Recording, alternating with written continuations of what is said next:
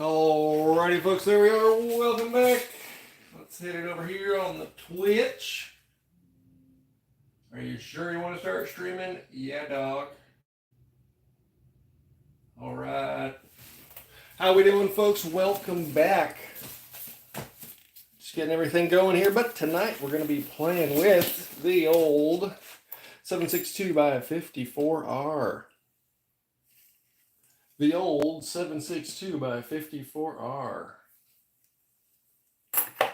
Just doing some cast loads here.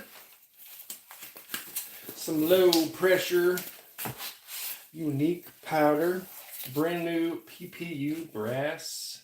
Heck yeah. So let's see if this guy's working. That looks great with my arm in the way.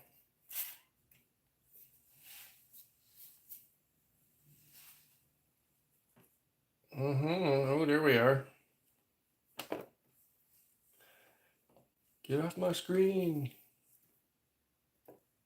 Cool. Yeah, anyways, welcome back, folks. Hope everyone's doing good. We're just getting started.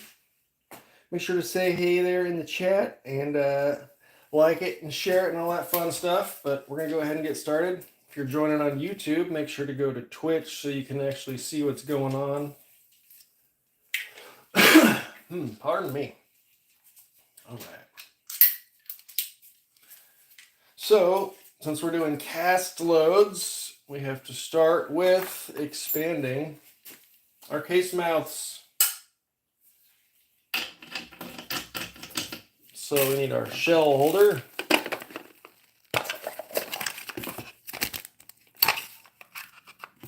Found it.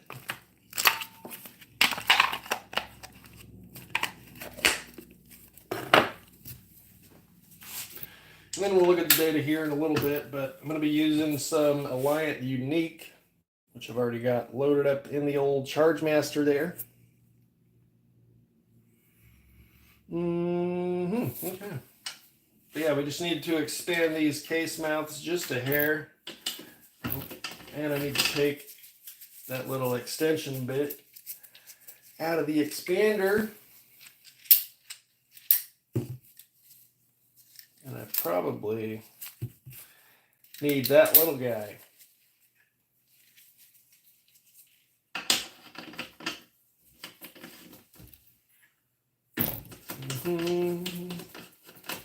So what are you guys doing this weekend? You having a fun time so far? Doing any shooting lately? Loading anything up? What y'all been doing? You go camping? You going hunting? Is it deer season in your part of the woods? What y'all been up to? All right. Just trying to see if we can get this guy to fit. A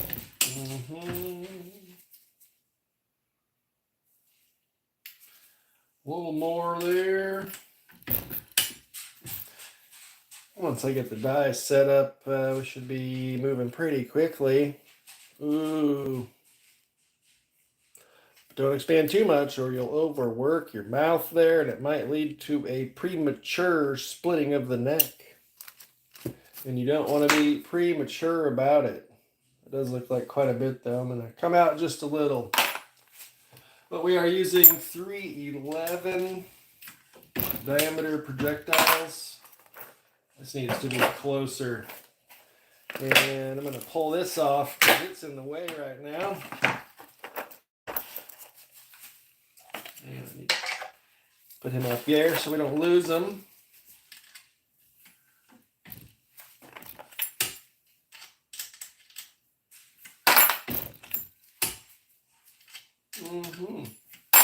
How's everything sounding? I, can't hear what I'm doing. Let me double check that. Make sure all these are hopefully the same length on the brass. On the brass, there we go. I'm gonna call it good.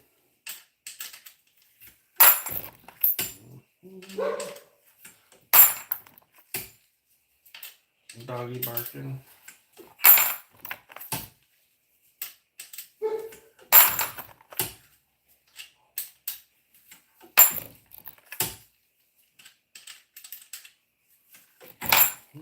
Yeah, we're going to go ahead and expand all these and prime all of them, but I'm only going to load, I think I have 50 projectiles. I think I've only got 50 projectiles.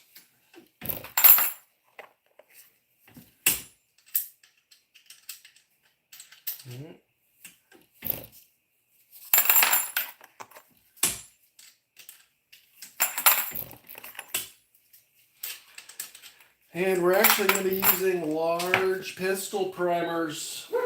Oh, you can't see it. Sorry, I'm backwards and upside down. It's hard to see what we're doing, but yeah, large pistol primers.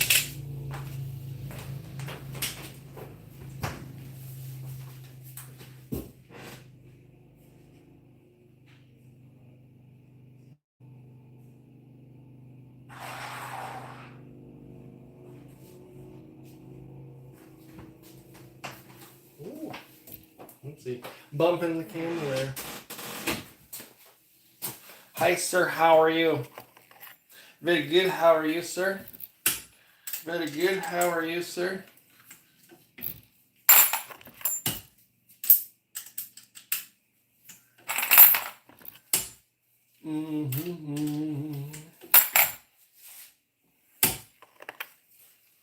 Very good. Do you load any 762x54R? Do you have any sweet tips? Favorite powders? What do you like? Done any shooting this weekend?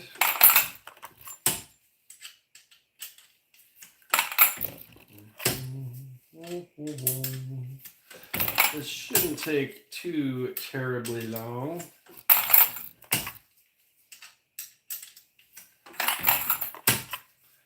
These are all brand new PPU cases, so they should all be exactly the same trim length. I can't tell you the spec for this brass off the top of my head, but I'm sure it's at the minimum. Somewhere in there, I don't know. Hopefully.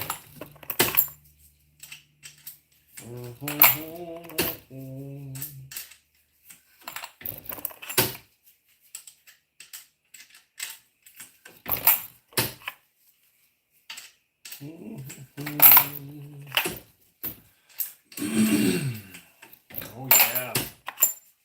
Pardon me.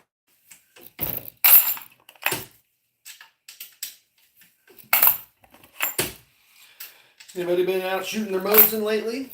I have not. I still have to test those 10 rounds from the last loading session, which was actually a few weeks ago now.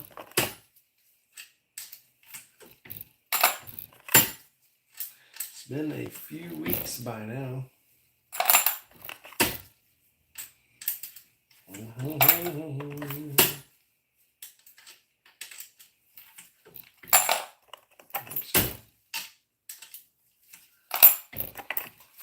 So we're just on the old Rock Chucker Supreme, the RC2. I guess that's not the Supreme, it's an older one.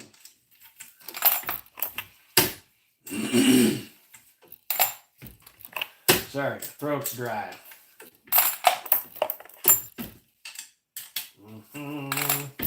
It's approximately 1:45 Central Standard Time here. I think most of my normal audience is, they're asleep by now. I don't know why I get on so late, but that's all right. At least we can chop it up into the YouTubes. And if you're on YouTube now, go to Twitch over there, twitch.tv/dummyround. You can't even see it, but move that out of the way. Yeah. There we go. Yeah, go there. And you'll be able to see what we're doing.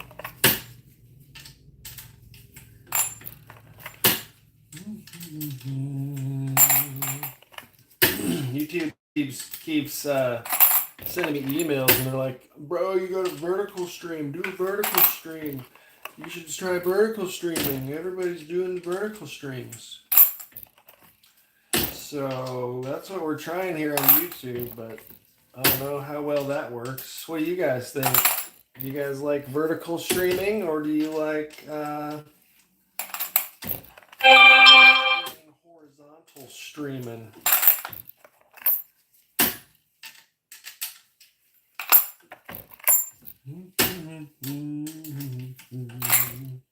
I don't know if all 100 of these are going to fit into this little acro bin, but we'll make it work.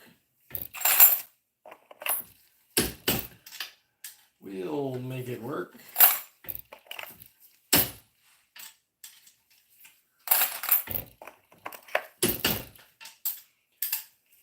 This new brass is a little sticky, though. You can hear it right there coming off the mandrel. But yeah, it's just a very small little bit of expansion there. Just enough to set that bullet down and not shave off any of our powder coating.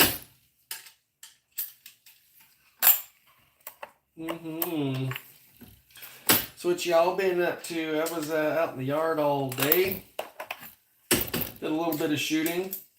Then I had a little fire going. Cleaned up the yard, blew some leaves around. I need to, that reminds me, I need to get some more mixed gas, or the fuel mixture, for my leaf blower. Cleaned up the trail going around the back there. Did a little bit of rucking around today. A little over a mile. Caught it. Didn't actually have a backpack though. I was just jogging around.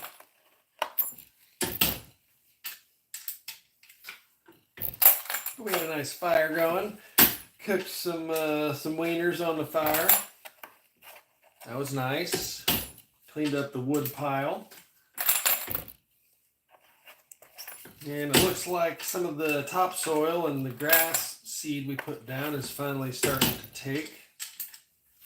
So hopefully this next week, it's not supposed to freeze at all, so hopefully, one more. Hopefully this next week we'll start seeing a whole bunch of little green sprouts coming up. And my yard won't be covered in mud. All right, so we're done expanding. Time to switch dyes, and we're actually gonna prime. Put him back, and then we'll put him back up here. Back on the Dillon.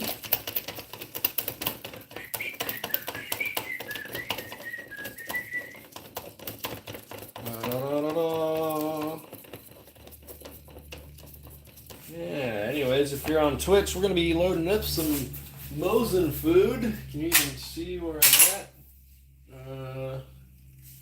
at? Ooh. Yeah, the old Mosin. Just some cast loads, low pressure. 155 grain. 311 diameter.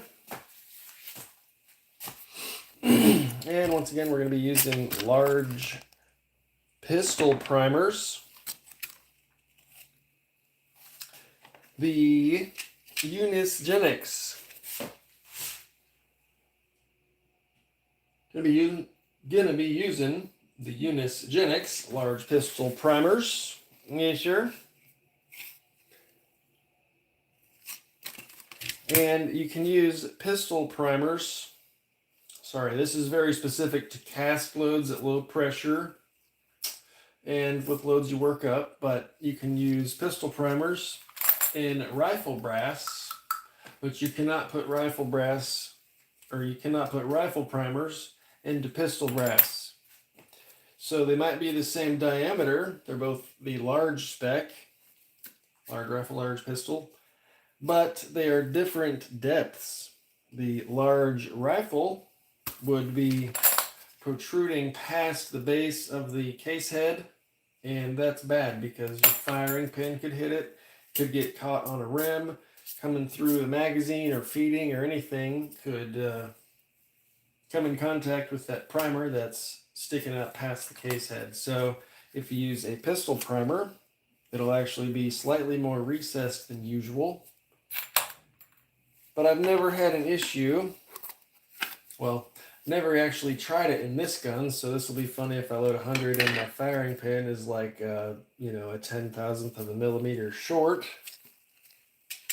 But I don't think that'll be an issue. I don't think that'll be an issue. So I'm going to load them. I've done it in the 30-30 and 308 at 223 cast load. There we go. The old Ram prime. This is probably one of my favorite ways to prime my brass. Some people say you don't get a good feel with it, but I disagree. I disagree. Here we go.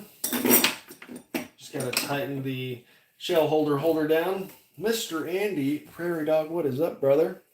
How are you doing this evening? Just got off of work.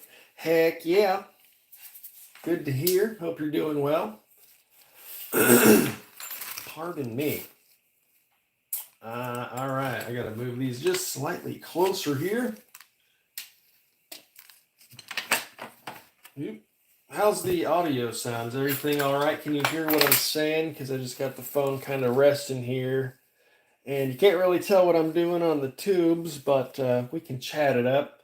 However, if you go to Twitch over here, you can follow me there. I'm almost up to 20 followers on Twitch, guys.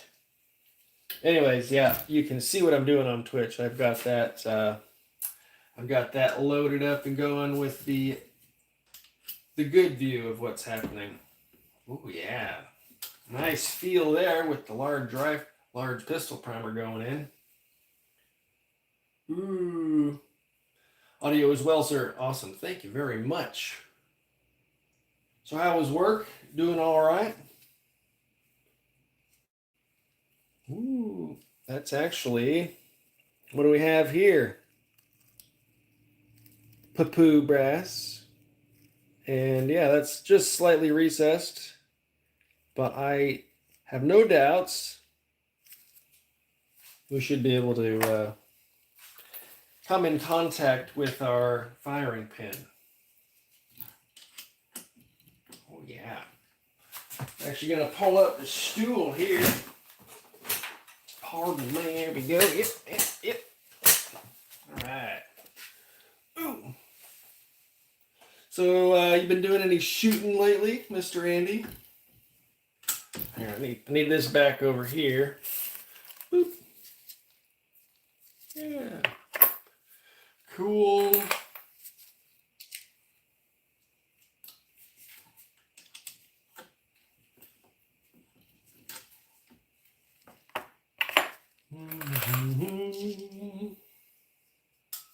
So yeah, if you're just now tuning in, I'm not sure what you heard or not. We are playing with some Unique here. Unique. And we've got some Cast Lee 311 155. Powder coated and whatnot. Size to 310.5 or 311 or whatever. I opened up my sizing die. Well, I got the 311. It was slightly under, and then I kind of honed it out a little bit with some really fine sandpaper. So we're right at 311 diameter. And I still haven't slugged this barrel actually. but I have shot some factory ammo. And those were at least 310s from this S&B you see there. So that's fun. They shot pretty well, the 10 rounds I shot. And then I've got some 180 grain soft point round nose. Loaded up there with some Vitivori N1 doop-a-doo. What is it? N160. Some N160 or something.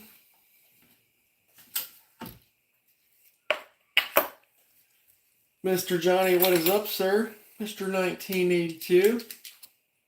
Good to see you uploading. Got some good news. Had a realtor out. Holy crap, gonna be moving out to Tennessee, brother.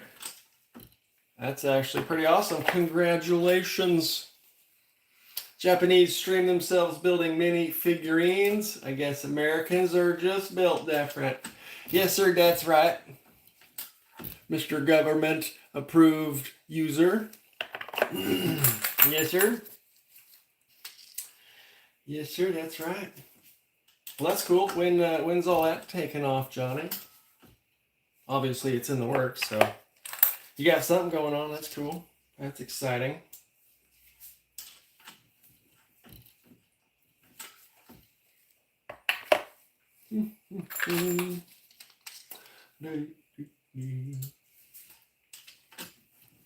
Wish I could have some tunes playing, but everybody does the copyright striking.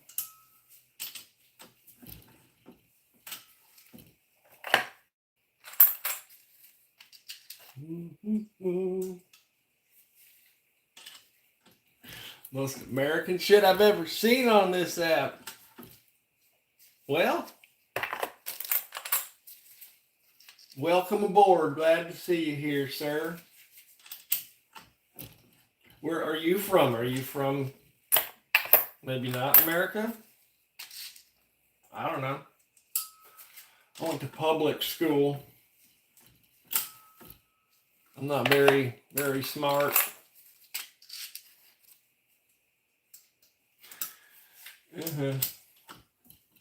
Anyways, yeah, we're playing with the old Mosin 762x54R. And, yeah.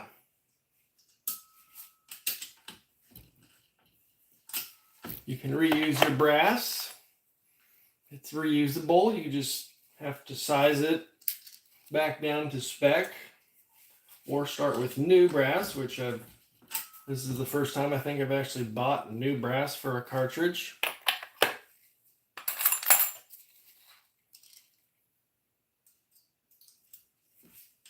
But I'm hoping probably learn to anneal potentially someday. Maybe this will motivate me to do it. And see how many, how much life I can stretch out of these cases. From Central Asia. That's pretty awesome. That's pretty cool. I'm glad to have you here, sir.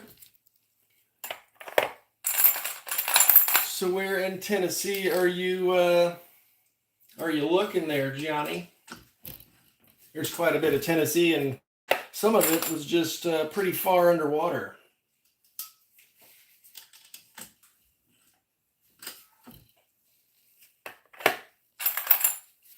Does anybody know if there's any part of the Tennessee that got hurricaned and flooded? Anybody know if there's any lithium mines in Tennessee too? Or if there's only lithium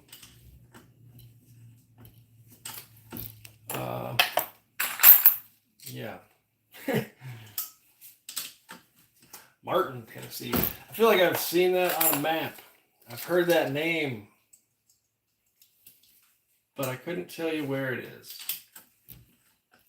I could not tell you where that is, sir.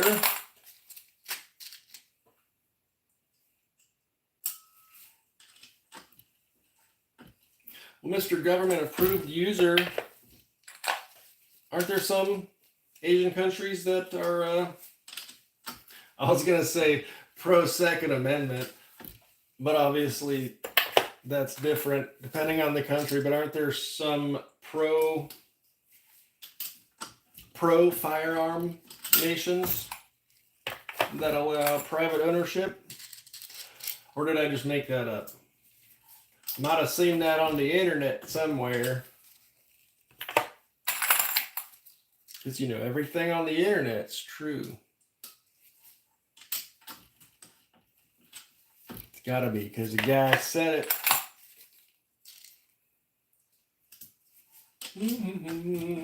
So you been doing any loading lately, Johnny? Any casting? I have not been casting in a long time. I also need to go to the actual range I'm a member of and like harvest some lead. It's been a long time since I've done that too.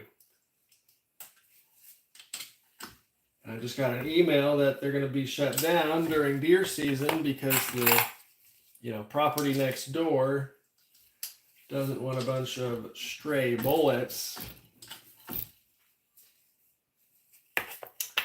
You know, doesn't want a bunch of stray bullets going into where they're hunting, which is understandable because it's, it's on private property anyways. It's not a public range. It's a private organization. Literally the northwest corner of the state borders Kentucky, Arkansas, Missouri. Well, I'm like pretty close to Fort Campbell, so that sounds pretty much where I'm at. So that's probably why I've heard it. Must be nearby somewhere. That's pretty cool, though. That's pretty cool. It is, it's very nice out here. Today the weather was amazing. I saw my post earlier, had a little fire going, cooked some weenies outside for lunch. Then I went hiking around the woods for a little while. It might have been 65, 70 out. Beautiful blue skies until they started spraying their, you know, round of chemtrails for the night. Which is funny. Chemtrails both don't exist, and there's been laws put in place to prevent the spraying of chemtrails. So they don't exist, but they're also prohibited. Good stuff, right? Taking it easy, staying out of trouble, and tending to the boy. Good man. Good man, yes.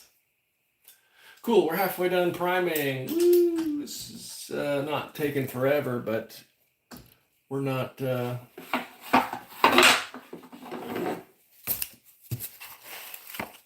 we go. Not taking forever, but we're not flying either. Yeah, I'm going to keep these next 50. Keep these next 50 here. We're going to be... I'm using Unique, but I don't know the charge yet. We're going to be looking at the old... Oops. Got to put the primer in first. I'm going to be putting the old Unique in there. But we got to look at the Lyman manual to find a charge. I want to say it's like 12 to 15 grains or something, but make sure to check your local powder dispensary for proper load development. If I should better know even visual clip, hey man, it's no problem. Feel free to reach out anytime. Mr. Tactical Rabbit 308, how we doing this evening? Welcome aboard. Welcome aboard. Yeah. Just throw that up there so the YouTube's going to get a little bit of action. You can watch me load them upside down in the loading block because I I forget who mentioned it, but thank you very much in the comments. The Lyman 565 loading block fits the big ass rimmed head. So someone mentioned that. I just need to go get it. But until then, they're going to sit upside down. So that's funny. But yeah, thanks again, mysterious commenter.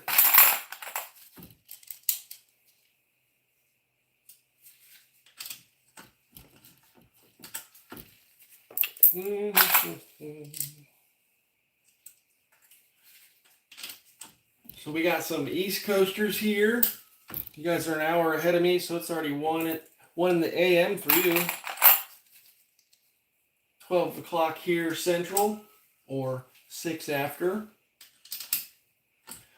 Over on Twitch, we've got a gentleman from Asia. What time is it over there? Probably like, I don't know, 12 hours off or something. I don't know.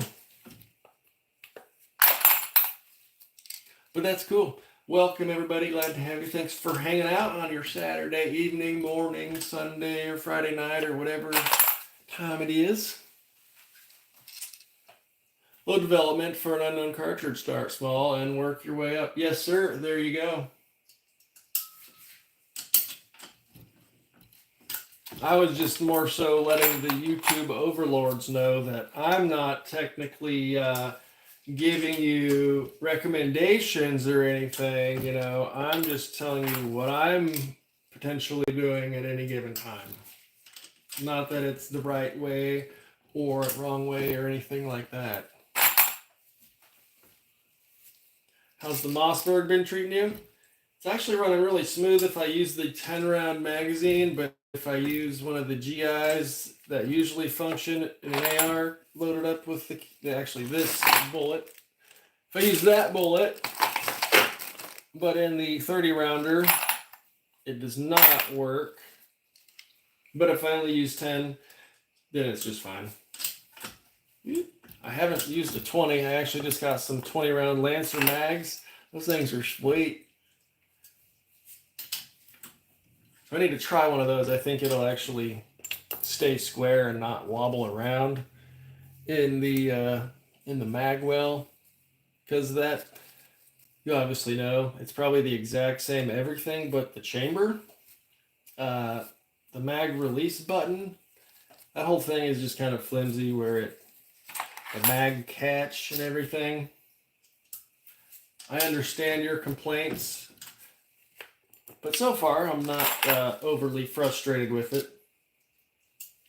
It's more fun than anything, and I think I might go take it deer hunting here in a couple weeks. Landed on a pretty good load with the Enforcer. I don't know if that was the video I posted with it or if that was the H110. But I've actually got some loaded up with H110 right now. I don't know. Mr. Rutger 100, what's up? Loading some 5.56. I found you. Found you up. Yes, sir. Yes, sir. What kind of bullets are you loading with there for your 5.56 or what powder? I'm gonna guess that you're using PMC brass. That's just a random guess.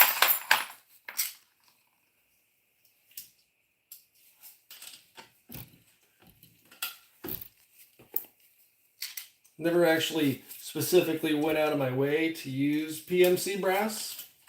Does anybody have any opinions on that? I usually just throw it in the bulk pile, you know. Japan's already going to bed. I figured, or well, I knew they were way ahead or way behind us. I just don't know what side of the time zone spectrum that is because I'm educated in the American public school system, so I don't really know a whole lot about too much.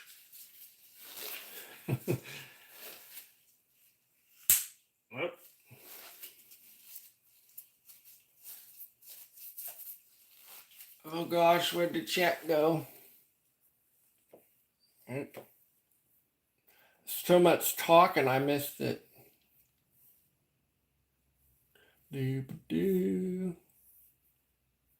Well, shit. Hated mine, but you already knew that. Didn't mean to give you any ass about it. Oh, no, it's all good. I appreciate the heads up. It's always good to get people's opinion, and like, I'd rather hear the bad experiences than everybody just be like, yeah, that's awesome. Everything was perfect. Anyone have knowledge about next belts? No, I don't know what a next belt is. I do, however, need like a pistol rig with like a leg drop holster, a couple little mag holster thingies too. That'd be sweet. I do need something like that. Wish I could post some pictures on the live of all my roding gear. Packed up, just waiting for the new place. Oh, dang. Packed up, waiting for the new place. That's, well, I have all my crap moved in here because I had to pull it out of the garage. Long story. But, yeah, just moving it from here to there, or from there to here, was quite the undertaking. So having it all packed up to move it, that's a lot of fun. Mixed head stamp, Exterminator, berries, bullets. I am pretty sure I've done that exact combination. I really do like Exterminator. It seems pretty clean burning, and it's a little faster burning, so it uses less powder to get to that nice clean burning higher pressure. So that's pretty sweet. Although I used it mostly for the 50 grain frangible, little copper frangible guys. And I basically just found the lowest charge that would cycle all of my different rifles I'd ever use it in. So that way I can do some silly, like, closer distance, just reloading drills and stuff, and not have to worry about ricochets coming off of the steel. You know what I'm saying?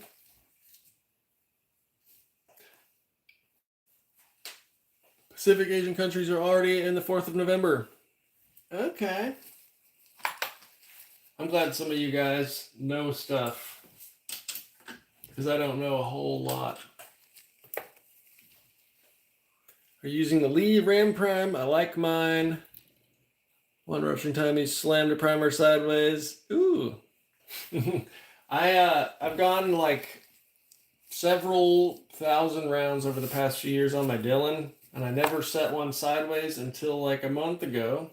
Somehow I rammed a nice Remington primer right into some 300 blackout, all crooked, and that was pretty cool. Haven't done that one yet. Because usually if it's like upside down, or if I find the case has a crack or something, I can just pull it out and put it in a new piece of brass. But that one was not salvageable. First time with Exterminator, just cheap plinking. Yes, sir. That's yeah. It's economical. That was the main selling point. That's why I originally got it. But it turned out that I like it, but I ran out. So,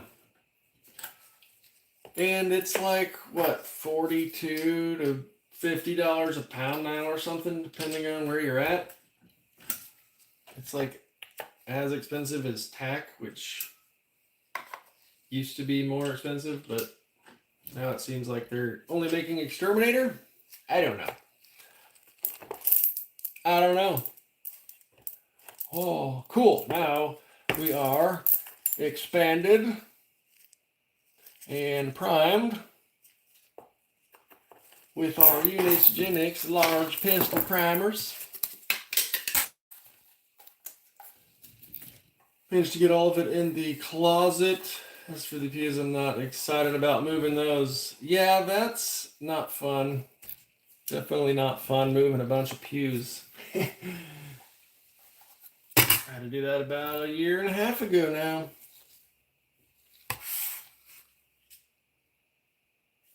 Having been in the military, going overseas has its time zones for resetting your flag. Yeah, that makes a lot of sense. I figured you'd done some traveling, sir. La la la. Okay.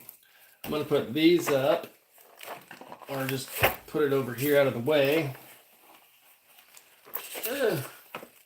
Then we're gonna do some research. All right. Okay, I don't need those 50, I need these 50. I guess I'll have to powder, seat, and then since I don't have the dang loading block that they fit, I'll just throw them in this bin, and then once the bin is full, I'll crimp them after that. How exciting. And let's get this, recycled powder juggy thing. Great. I like to throw bullets in it or whatever as a little container, or you pour powder. It's nice to scoop out of because it was already holding powder at one time. So that's fun, right? And we got the old Lee funnel-y guy there. I've got the Charge Master set up over there. It's already got some powder in it, but we need to figure out what charge we're using. So we have the Lyman 3rd edition handbook without a cover on it. You can find this in a PDF form if you use that one search engine really good like. And this is one of my favorite cast bullet manuals. Very nice. It's got this old-timey artwork on it. Pretty cool stuff. But there's only one page with 760 by 54. Test components. The cases were Norma. The trim 2 length is 2.105. They used Remington large rifle primers. Lyman shoveler number 17. These cast bullets were sized to 310 diameter, they say. And they have data for a 151 grain, 169 grain, and a 208 grain. But we're shooting 155. Let's actually throw one on the scale. It's probably a little heavier, I think. 156.8. How about that? So we're going to have to not use this maximum. We're going to have to be a little bit lower than that. So it says unique powder, 12 to 15 grains. Maximum velocity of 1,827 feet per second. Starting charge, 12 grains, 1,592 feet per second, with a maximum overall length of 3.037 inches. Yes, sir. I should probably write all that down or just leave this open here. I don't know.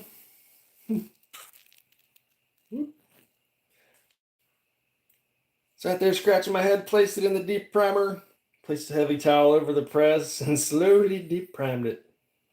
Yeah, that's smart.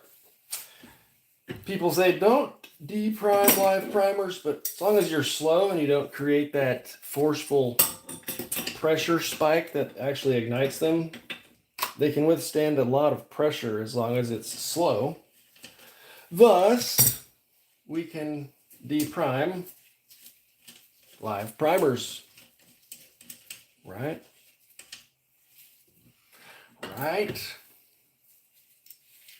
Okay.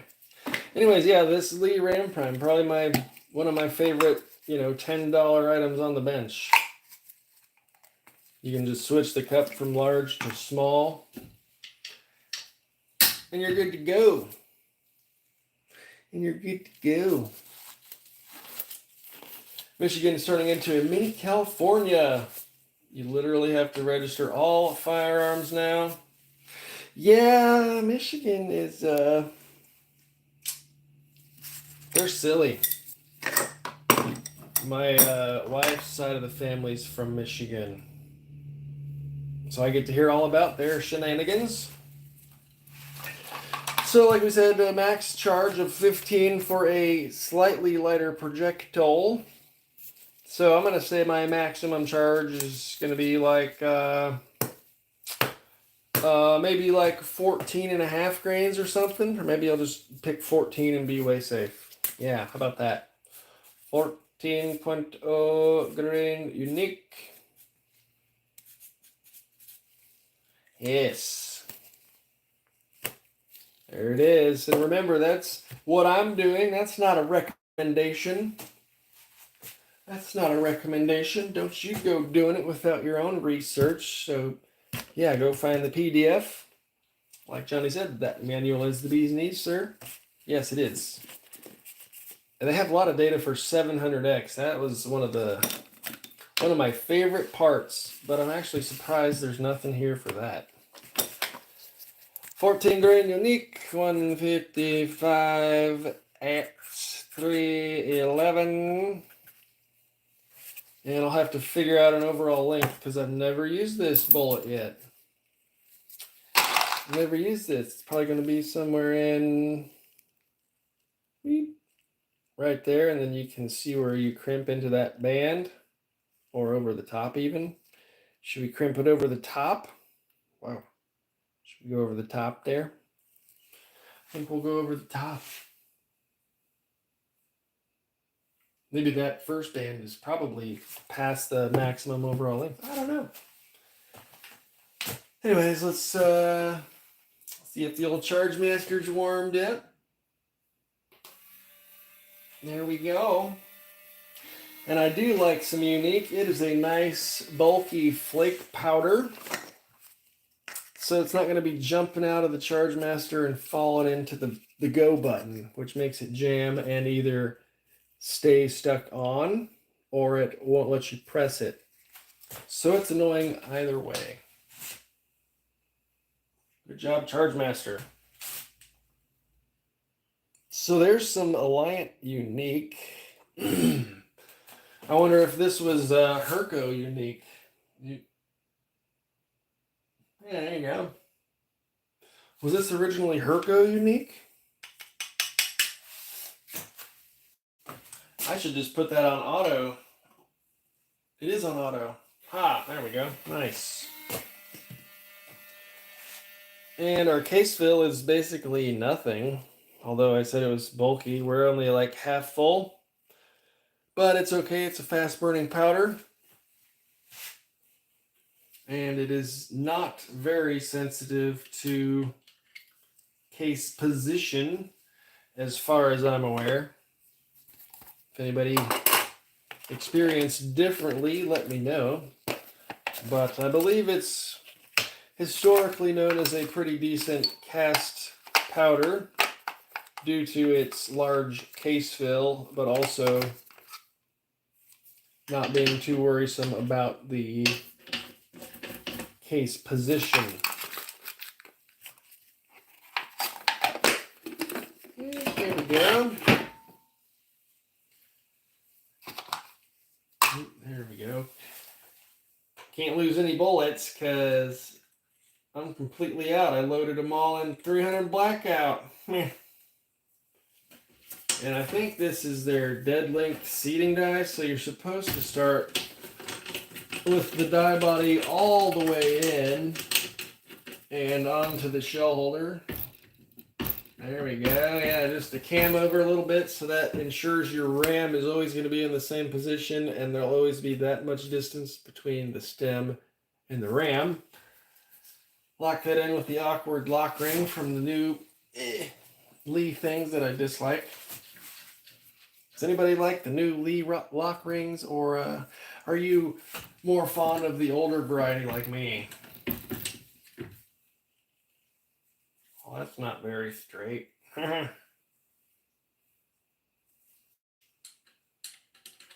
Beautiful.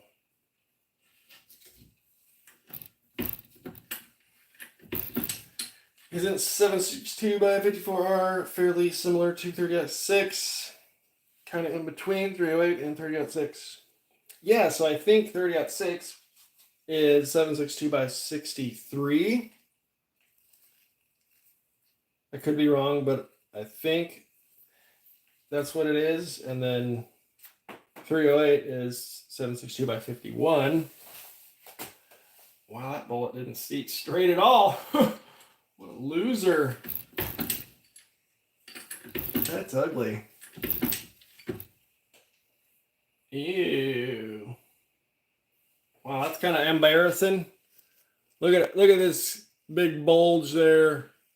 Wow, so concentric. Good job, dummy. Ew. Ew. Wonder if it'll even chamber. That's gross. I need to do better. But I think that's the good seating depth. It's just crooked, so I'm not going to know if it's... Oopsies. That's the first one. We're just getting dialed in, right? I got to hit my stride. All right. I got to keep my data here, and I'll get rid of this book so I don't do anything to it. Oh no, it's gone forever. And oh, nuts, man. There went 75 cents. All right, really though, I gotta find that. Oh, perfect. Yeah, beautiful. First try, I win. Aha. Got her. It was sitting straight up. How nice. Okay. Well, we just need to be more carefuler.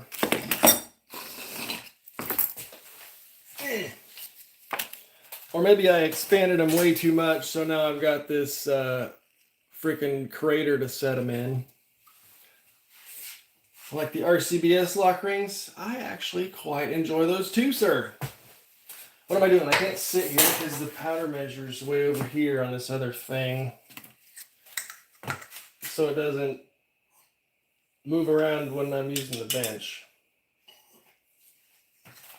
Okay, we're going to try this one again.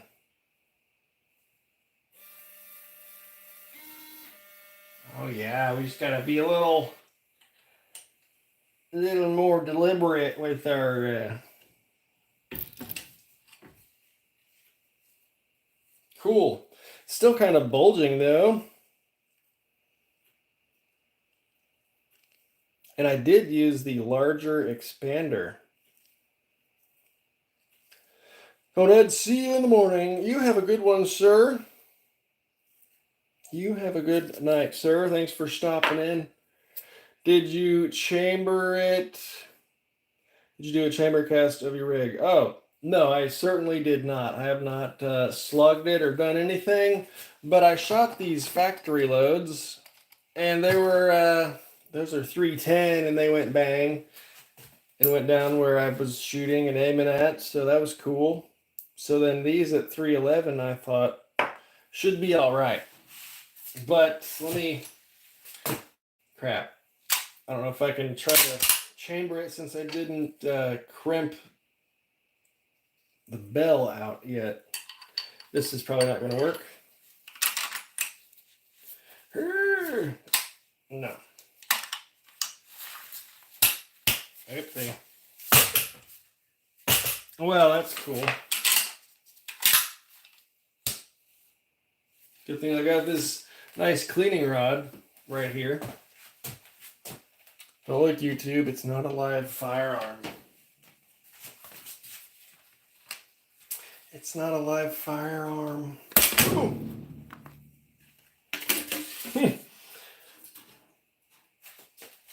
I had to do this earlier today. I said I went shooting. I was shooting some 300 blackout.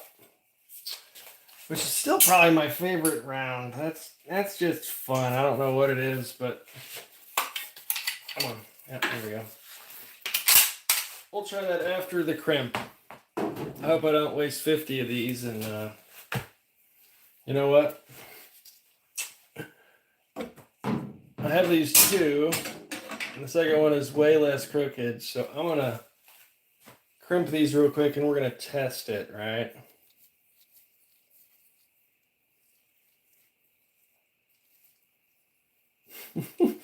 Here's Zastava, had a 315 bore. Geez, that's incredible. Can you imagine what you'd have to do to cast? That sounds ridiculous. Look, I bent my tip with the cleaning rod. Oops. Yeah, before I do 1,000 of these, I'm gonna apply a light crimp here. Sold that POS. That's probably a good decision. That's funny. Actually, that sucks. Nobody wants to have to sell a gun. And yeah, I guess I didn't even measure my overall length, but it really does not matter at all, because I'm just using that crimping band on the bullet, which tells me the overall length. Oh yeah, this is probably a good start.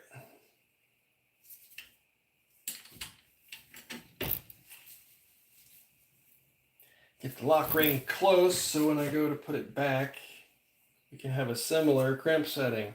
Yeah, I don't know about this ugly ass bulge there. That one just might not work, but this other one,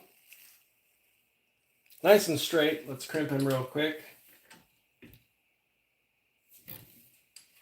Like to hold him for a second so it doesn't potentially spring back as quickly. But this is brand new brass, which should be softer and not work hardened, so it should stay where you put it. All right. Oop.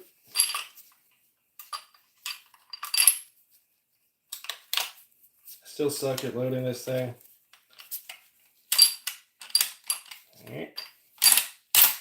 Oh, beautiful. Oh, Jesus. That's an extractor there, man. Or ejector, holy crap. Okay, so this one that's not all cattywampus, crooked, bulging was just fine. Let's see this guy.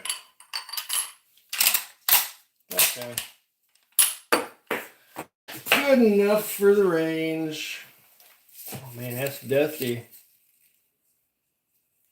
Okay, sweet. So those two are actually done. I don't need to crimp those later. Perfect. Yay.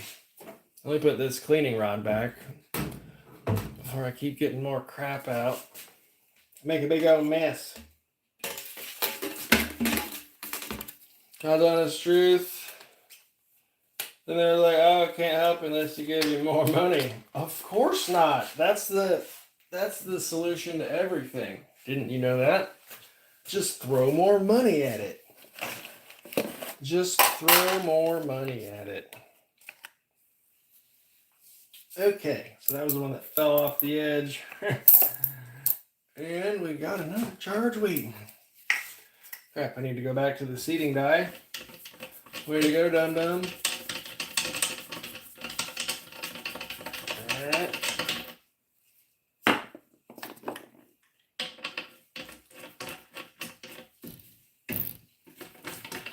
And we'll get him closer again. I had a slight beta cam in action, and I'll just back it out a hair.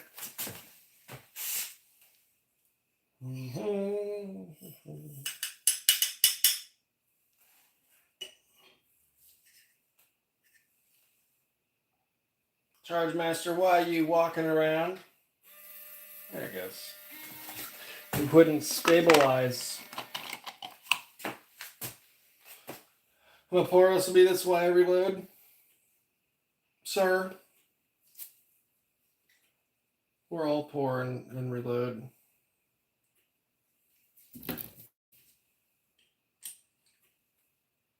But it's also fun. It's like an extension of the shooting hobby. Let's make sure we get this guy lined up. Makes you more knowledgeable about your firearms and whatnot. Oh, that's just freaking beautiful. But we will notice this, it's a uniform bulge now. It's a uniform bulge as long as I set it concentrically. But it's still there. But that'll eventually, form out to the chamber. But then I guess when I resize it back down, seems like that's going to be doing a lot of work on the brass over time.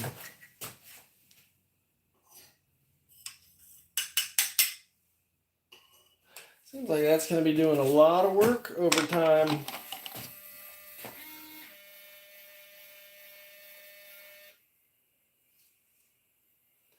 I do need some stripper clips.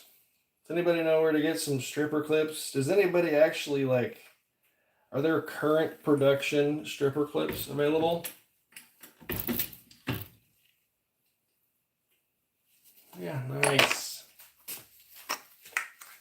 I know you can get some Milsurp ones occasionally places, but I haven't looked lately. But last time I did, they were like $5 a piece or something silly. But I do remember seeing there was one company, I think it might have even been on Amazon, but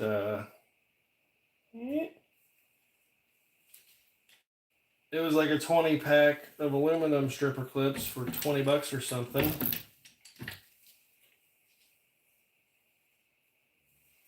And it only had 3 stars or something, so I wasn't overly thrilled about it. Wasn't completely sold. Check out Fleabay. That's probably a good thought. I don't think I've ever bought anything off eBay before, though. How crazy is that? Do you believe that? I hear that's, where lots of people get some deals on used molds and stuff. I do need to look for one of those old Ideal pots so I can eventually do zinc. Because that would be fun. Come on, Charge Master. Oh, yeah.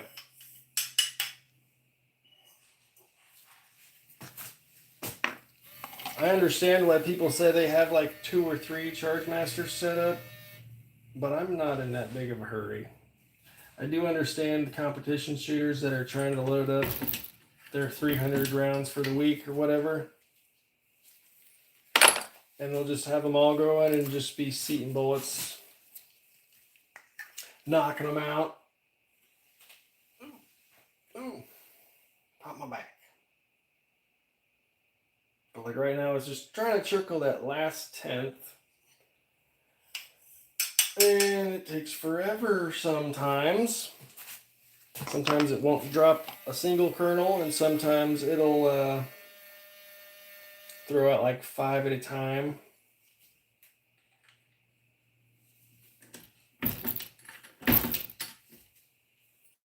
Oh yeah. Have you ever used pistol primers in your cast rifle loads yet, Mr. Johnny? I'm not sure if I had that conversation with you yet.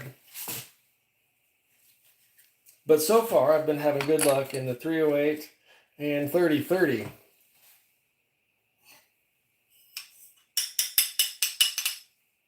And 270, actually. Or no, not 270, 243. So the large pistol primers are both cheaper and available. And if the goal with cast loads is to shoot cheaply and just kind of plank or, work on your marksmanship, whatever, as cheap as possible is where it's at, So pistol primers has been my go-to for most of my cast rifle loads that aren't running in my blackout. They're on there 19 to 30 beans, depending on new old stock or new production. Yeah. Cool, good to know. Thank you, sir. Didn't have to go looking that up for me. There we go. Might have to check it out. How's that work on eBay if I just want to buy something like buy it now? Like one of those products that I don't have to bid on? Do I have to make an account and all this stuff? Or can I just, check out and be done? I don't think I've actually honestly ever used eBay like I was saying. That one's a little bulgier there. Oopsie.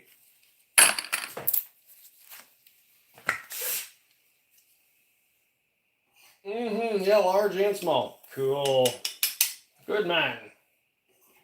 What other combinations have you tried? Have you done the small rifle as a Magnum small pistol for your 357 Magnum or anything like that? Or have you used the Magnum small pistol as a small rifle?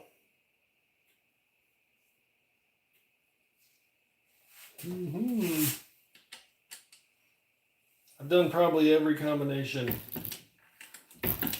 And it really just depends on whether or not your striker or hammer hits hard enough, if it'll ignite or not.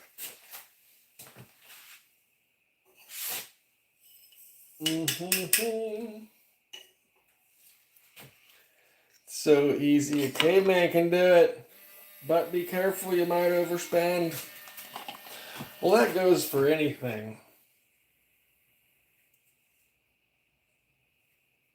It's easy to overspend on any of this nonsense.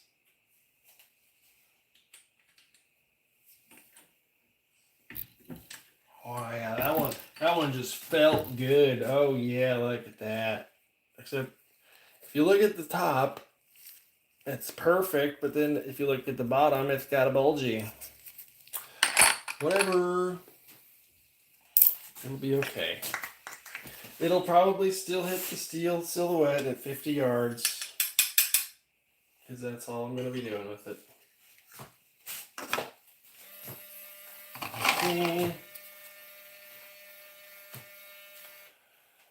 I have done it all, and then primers and everything. Yep, someone stay stupid, but well, I mean, as long as you test it and you did your load workup and you're safe about it and whatever, I think there's a lot more leeway in reloading than a lot of people think.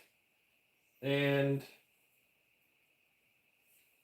yeah, like the powder recipes and burn rates and stuff, I think those are way more flexible than they show. Mr. MCK, how are you doing this afternoon, evening, morning, sir?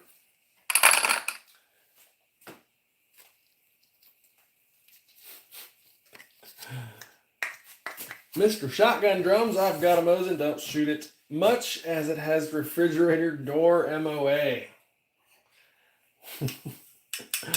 I think that's the gist I got from Johnny in his 315 bore earlier.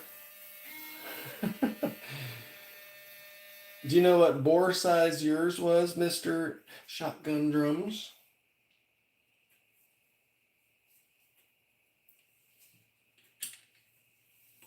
Mr. Shotgun Drums. Sorry, that was fun to say.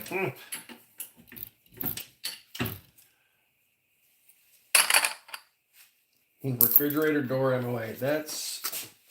I can imagine that. Come on, last tenth of the powder charge. 316. Holy woo, buddy. Woo, buddy. Well, hopefully mine is like around, well, I'm loading it with 311s because it shot factory 310s. I was able to hit the silhouette offhand at 50 yards. How about that? Haven't shot it at paper. And actually, I still need to, here it is.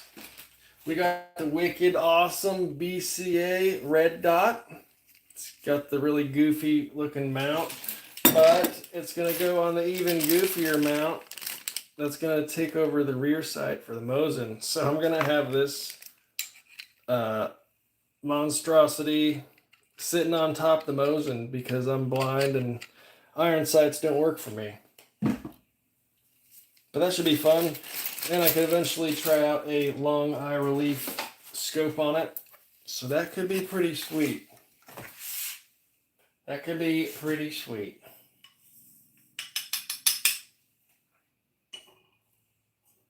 What was I saying? How the burn rates are probably way more flexible than they list data for? Yeah. I believe that to be true.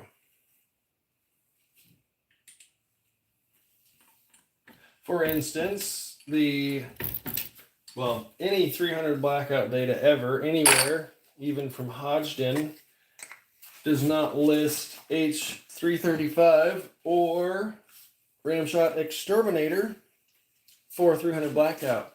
But if you go to the Lyman the 51st Lyman manual, the newest one, they have cast loads at the back of each, cartridge. So in the 300 blackout section, there's 2 or 3 cast loads, and they're using Exterminator and H335, which are very slow powders compared to your H110s and your little guns and your CFE blacks and your 1680s. So the powder manufacturer, Hodgdon's like, whoa, man, we're not going to list that. We're trying to sell CFE black. But obviously someone at Lyman or somebody found data somewhere, and Lyman stole it for those much slower burning powders for that cartridge, right? The Russians running Mosins right now. They are. They really are. Let's check our OAAL.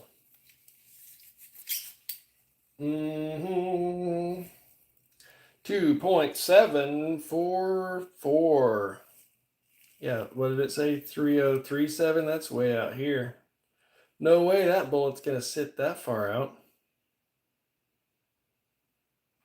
Maybe when I get some time to cast up the Lee 312 185. That one might be a little bit longer. And I hope to make a bunch of those for this here fine firearm, but it's only a double cavity, so it'll take forever. Whereas this, I have a 6-banger, and I can do a whole, 20-pound pot. Oopsie. In maybe an hour or two. Maybe an hour or two. Probably 2. Once you get in the flow, though, 6 at a time, it goes pretty quick. And last time you can see all the different colors. These are just different batches that would fit in the toaster oven at one time. So we had the red blend and the blue blend and the blue and white blend and the other blue and red blend. And I just mix all my powder coats together. And yeah, I'm not worried if they stick together or get little boogers. Not worried at all. Right.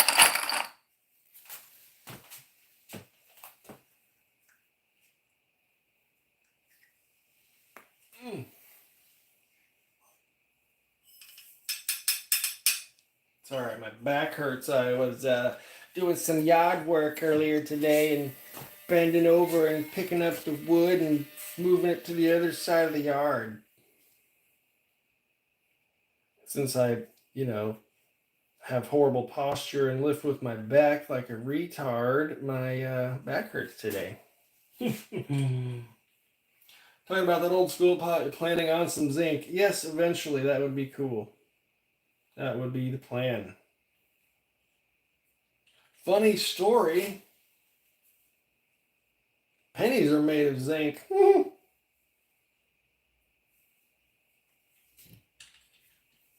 don't know if I actually have any pennies anywhere.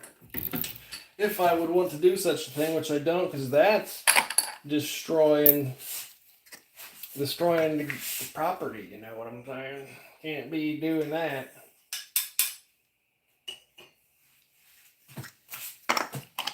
Which is kind of weird.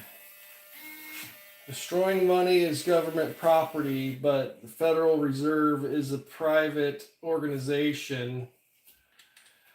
So are you really destroying federal property if they can just print it out of thin air and charge us for it? Man, isn't the world silly?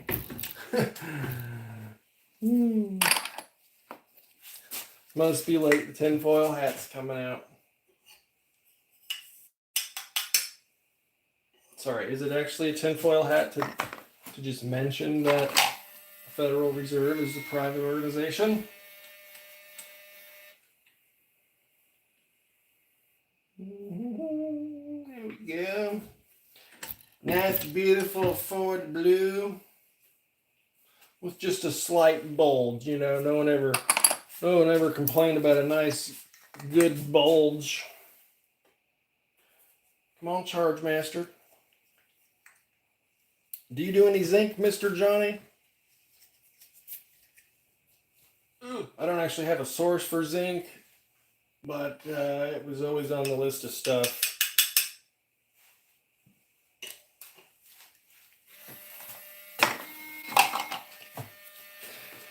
Don't get me started. This country is really scary right now.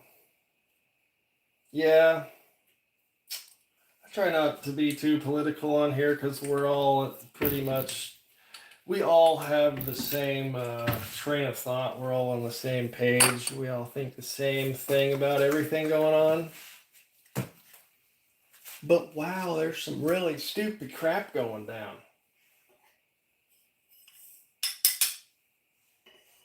And I could go really tinfoil, but I won't get into all of it. But the dots all get connected when you start to see the big picture.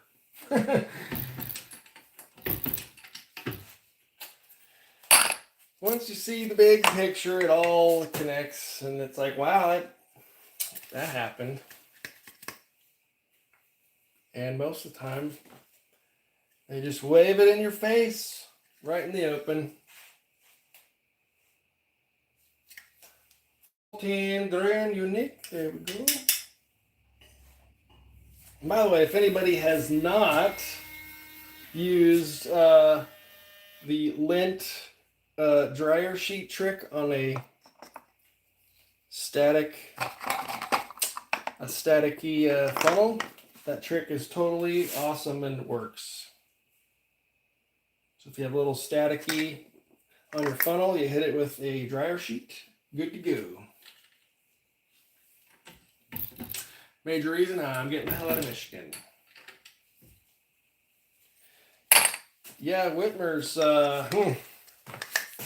didn't she just sit down and have a nice beer with Cammy? Old Cam.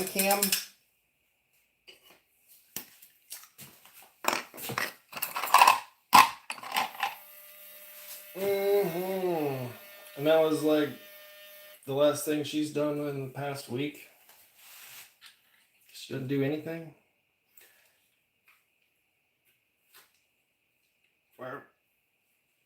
As far as on the campaign trail, you know, Kamala didn't really do a whole lot. Especially, you know, like get chosen by her party to represent them. That didn't happen. Somehow she's the one on the ticket. My democracy.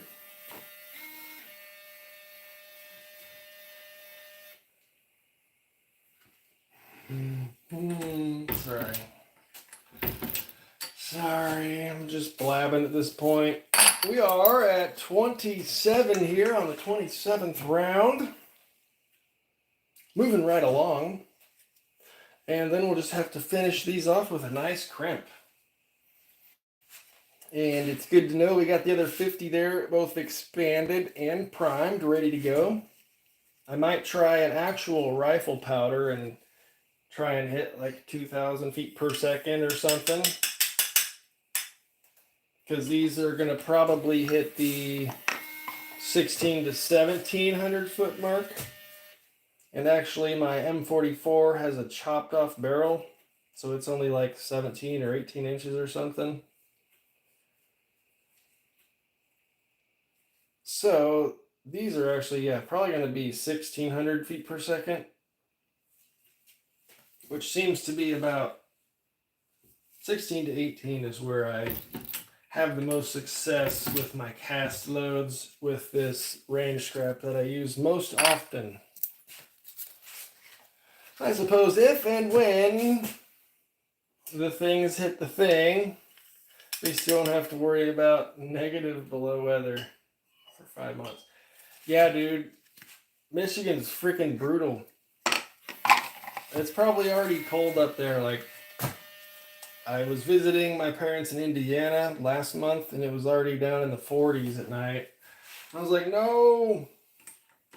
And now here it's the 3rd of November, and it's going to be like 75 out today. Right? So I can't complain. It's really weird because, like, I'm basically not that far from where I'm from originally, maybe 4 hours, and the ground changes, the geography, the dirt, all that. You get this red dirt down here in Tennessee, and it's not like normal topsoil like you're used to seeing.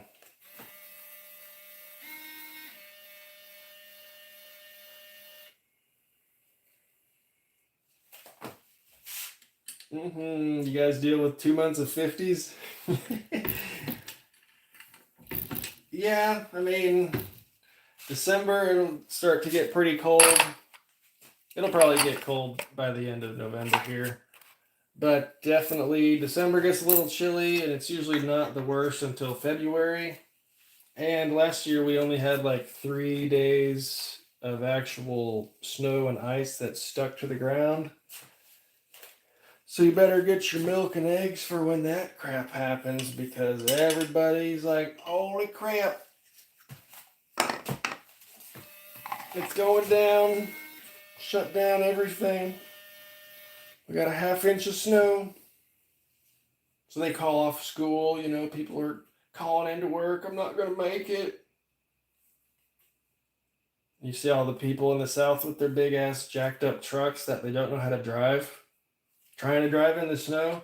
It's freaking hilarious watching people trying to drive in the snow who like didn't grow up driving in the snow or don't have practice doing it.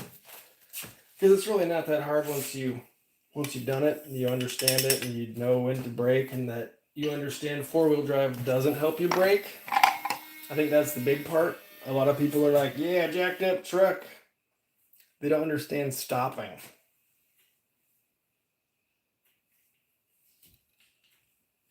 So you'll see a lot of those guys out in the ditch. So that's pretty funny. Then you'll see like some old dude in this little tiny beat up Tacoma come pull him out. Be there within a month's time, 2 at most. At least that's what your realtor's saying. That's pretty awesome. Hopefully there's no hiccups with any of the paperwork or bank or any of that crap, because I know you get last minute things that come up and it's like, oh, this piece of paper wasn't signed on page 76, so they need to do that next Wednesday when he gets back from vacation. Right? So hopefully there's no hiccups there for you.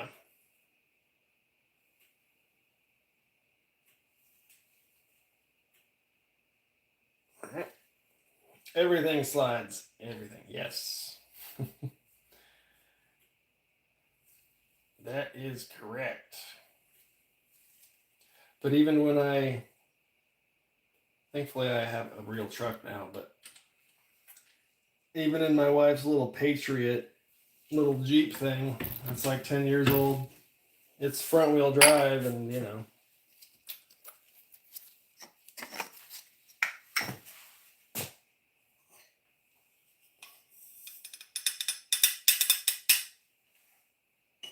It's not so hard getting around when you know how to drive, right?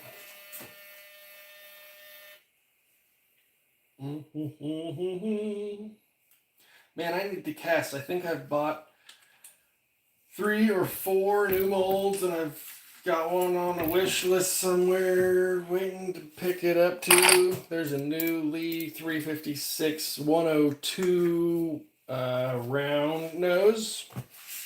So that could be a nice lead saver compared to using the 358 105 semi-wad cutter. So they purposely made one for 9mm. And that would be a good lead saver compared to like 125 or 147 grains worth of lead. And actually, unfortunately,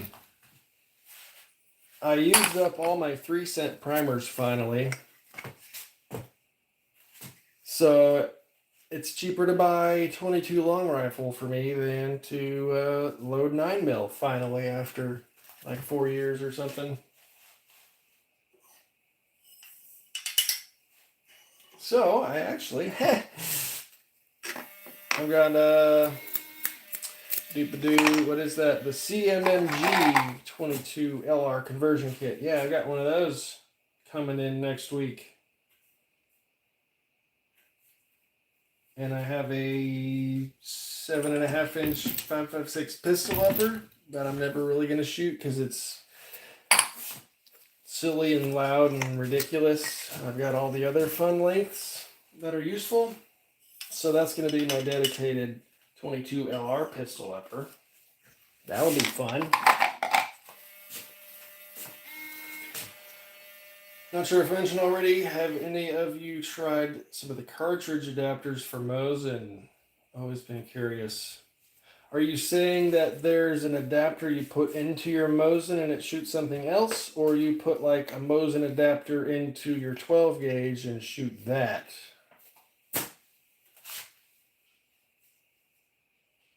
Because I have not done either of those, Mr. Shotgun and Drums. Ooh. Ooh. Yeah, I've not done either of those things. But I do have a 20 gauge single shot break action, break open. So I did, I've always wanted some silly little barrel conversions for that. Going for like 357 Magnum. Maybe like some of them have like 6 to 10 inch, rifled barrels, and some of them are just like a 1/2 inch of rifling. But it'd be nice to get one of the like maybe 10-inch ones, 357 Magnum, and shove that in my little 20 gauge. That would be sweet. Saw one for 32 auto and a couple others. Yeah, dude. No, wait. 32 auto going into a Mosin? That sounds pretty cool. That sounds pretty cool.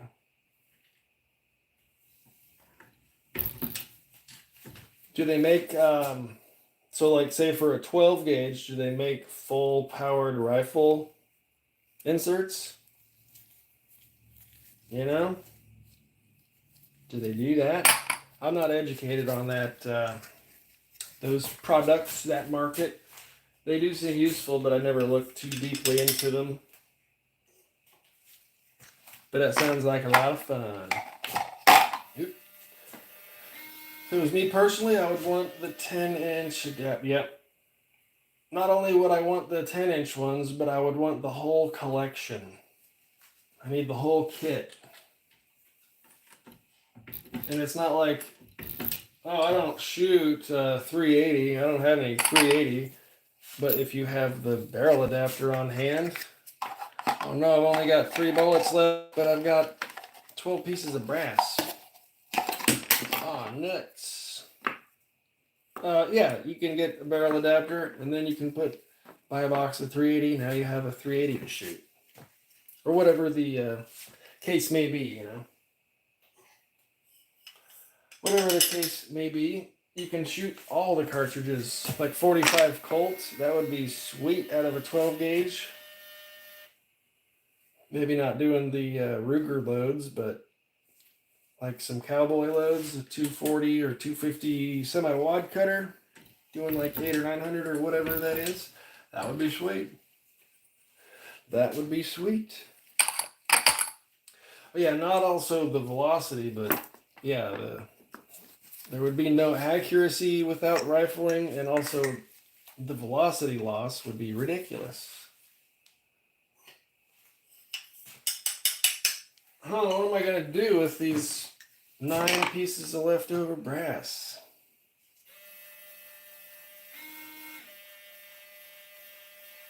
I guess I'll just put them back in the box. Yep. Well, that one's got a nice bulge to him. My bad. Yep, last one. Those 2 were already crimped. I'll just put the rest back in there. Ooh.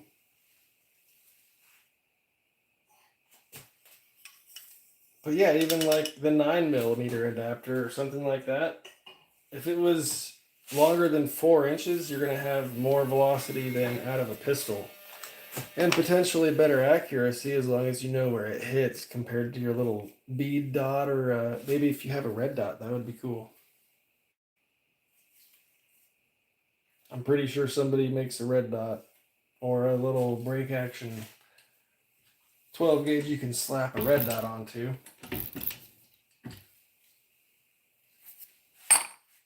There we go. Cool, got a few extras. Nothing wrong with a few extras. Okay. Sweet. And those are done. Already crimped. I'm going to clean up a little bit here, and then we'll do the final crimp on the rest of these. I got too much crap laying around.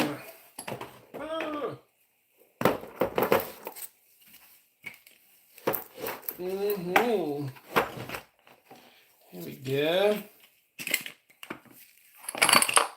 That's still horrible.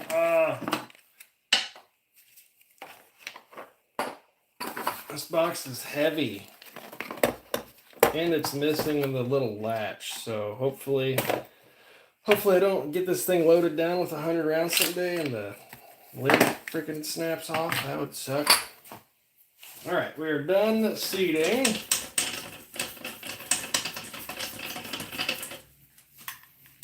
Done seating. Time for decrimping. You know, just for testing purposes. Yes, of course, testing. There we go. How's that feel?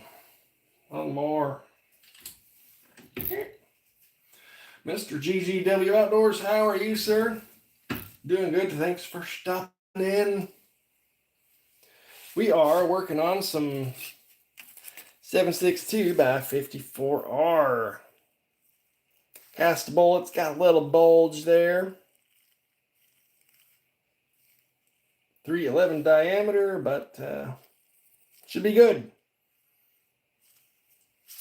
Brand new PPU brass. I need to learn to anneal so I don't ruin these after like 5 firings just by opening and crimping the neck so much. You know what I'm saying? Seems like a good skill to learn.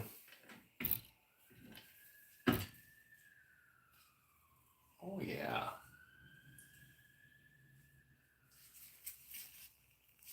Oh yeah, don't that purty. What are you uploading late tonight? Or what? Is anybody else loading, or are you just chilling, relaxing a bit? All right. Had to get the die tightened. You loading? You cleaning your firearms? Or you just relaxing?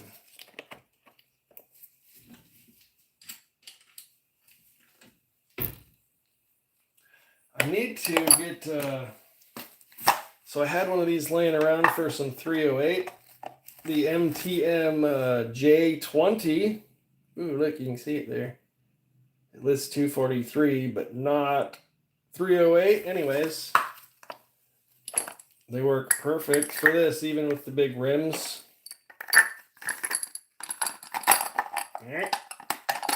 Come on. Yeah. That'll hold 20. Although I don't like these carrying them around, but if it had a rubber band or something, then you're good to go. Just be aware those lids slide off pretty easily though. So I need some of these, but I also need some way to secure them. You know?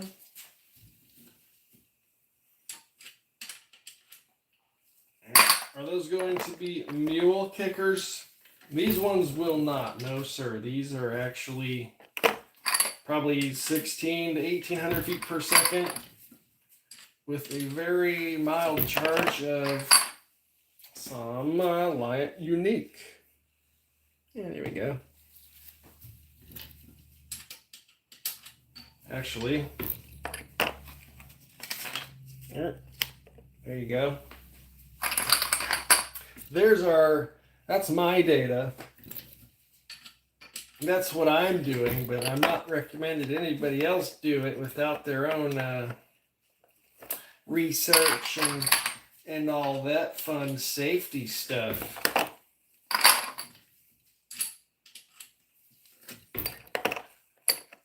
I don't want to say wouldn't it be funny one day, but wouldn't it be funny one day if somebody blew their gun up because they watched some dummy on the internet, and then they were like telling a story about where they learned it, and then they were like, the guy's name is Dummy, and then all that guy's friends who got blown up would be like, you listened to a guy named Dummy? And then it turns out he would be the dummy. So I don't want to say that would be funny, but wouldn't that be funny? Long story short, this is what I'm doing. You can load how you want to load. YouTube can suck it. I heard they're not making Unique for a while due to some kind of shortage. Yeah, I wouldn't doubt it. Alliant, or rather Vista Outdoors, they're very stingy with their Alliant powder because they like to make sure Federal gets everything that they need to load what they need. Yes, it would be freaking hilarious. Okay, good. I'm glad I'm not the only one who thinks that would be funny. Yeah, I hear there's all kinds of shortages. There's conflict over in Europe, somewhere between a land where some countries used to exist but don't longer exist anymore, but there's still 2 other countries fighting over it. So there's some conflict there, and all of the manufacturers of these smokeless propellants are, that machine time is being dedicated to feed the military-industrial complex. And so because of that, Vista Outdoors likes to give all of their powder to Federal, because they own both Alliant and Federal, and CCI, and Remington, and Spear, and Blazer, so on and so forth. So yes, sir, I'm afraid you will have a very hard time finding Unique anytime soon.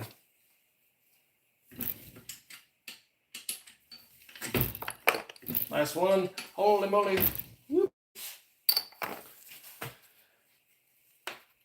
This is sold out to a foreigner. What the hell is that? Yeah, who is that? Czech. I forget the name. It's like Czech Investment Group or something silly like that. Czech Investment Group, Czech Ammo Groups. I forget. It's C something G. And yeah, that's the new owner of Vista, right? Isn't that weird? I was under the assumption, I don't know where I learned it or heard it, but to sell an arms manufacturing company or anything like that, it has to go through like congressional approval and all kinds of fun stuff, because if you're selling it to potential adversaries, you know, how can you do that if it's a publicly traded company? So on and so forth. So how did an investment group from out yonder way, how did they just purchase all this American stuff, right? You know what I'm saying? Getting y'all revved up. I'm sorry.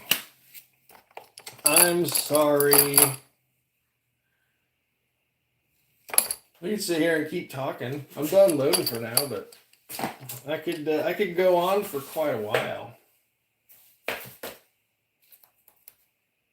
That'd be a fun video. I'd probably suck at presenting it and like doing all the editing and stuff, but it'd be fun to make some charts and draw some storylines and connect some dots and stuff. But I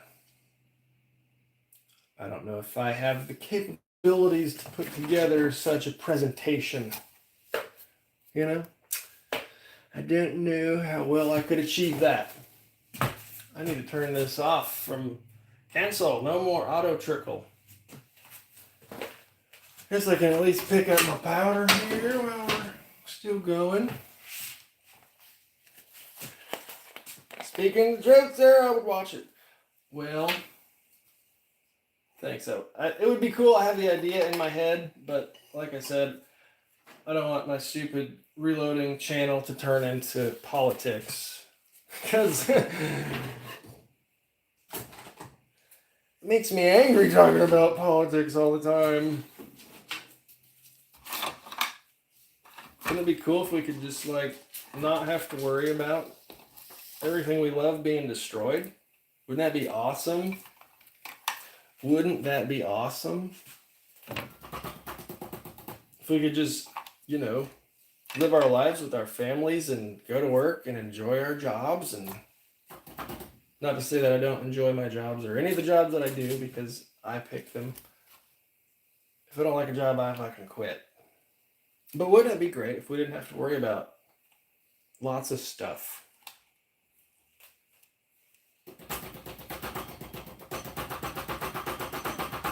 Come on, Charge Master. Oh, good. Aw, nuts. I got some unique powder all over the place. Where's my cap? Oh, God. Don't lose it.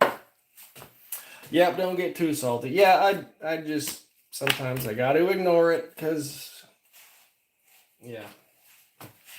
Right. Like I said, we're all on the same page, so there's no use in me getting all worked up talking about it. Right.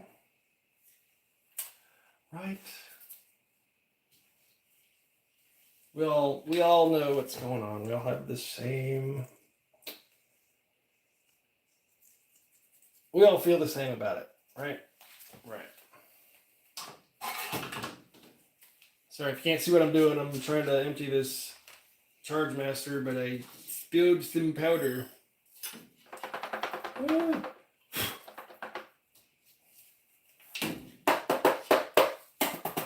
Monk. Also, the lint, the dryer sheet works really well inside the hopper of your Charge Masters too, right? All right.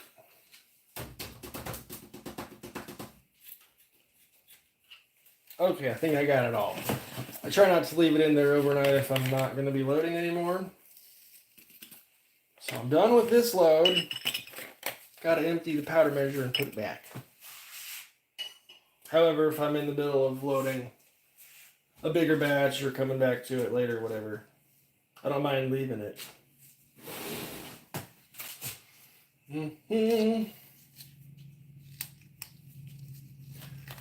I used to think when I would go on Uncle Jim's live, people would get mad at me bitching about all the terrible things that were going on.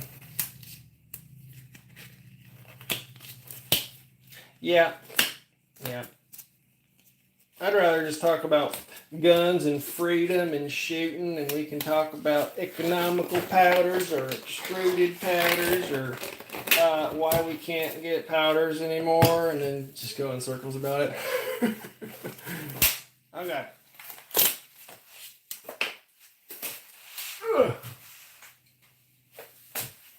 What range you shooting these at? What distance am I shooting them at? I'll be in my backyard and probably at 50 to 75 yards maybe. Can't help but to bitch. Yeah, I know. I can't either. I don't disagree. And I'm not bitching that anybody's commenting. Feel free to say what you want. You are free to say what you want in my chat. Like I said, we're all on the same page. Can't keep my head in the sand when everything our forefathers fought and died for is just getting flushed down the drain. It is hard to watch. But there's no use in like living in constant fear of an event or what if this or that or whatever. You know, the best you can do is prepare as well as you can, both mentally and with your equipment or knowledge or whatever, your skill set, the people you know, your community, your family. You can all be prepared and have plans to do things. You don't have to be the master of all skills, you know. Know more people that have other skills and they can take care of that shit for you, right? Distance, yeah. Probably like what, 50 yards, I would say.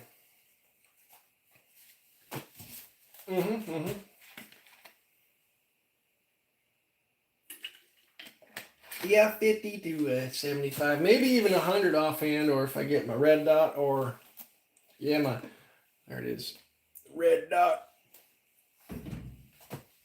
I could probably, yeah, offhanded 100, no problem with that bad boy. It could even be a green dot. Did I change the battery in this? Did I change the battery? Ooh. Red, green. For like 60 bucks or whatever this thing was.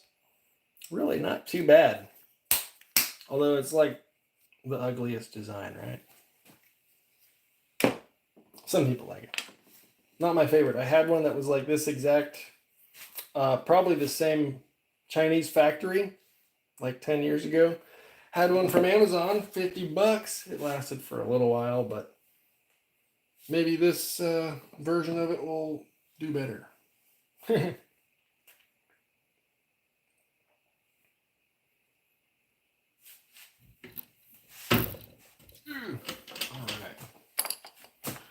Cool.